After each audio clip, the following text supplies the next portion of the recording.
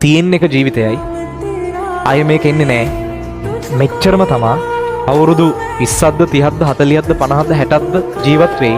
මේ 60 සතුටින් ඉන්න. ප්‍රශ්න හදාගෙන ප්‍රශ්න අමතක කරන්න. ප්‍රශ්න නැති කරගන්න. නැති වෙන්නේ නැහැ ඒවා. කවදාවත් නැති වෙන්නේ නැහැ. අඩු කරගන්න.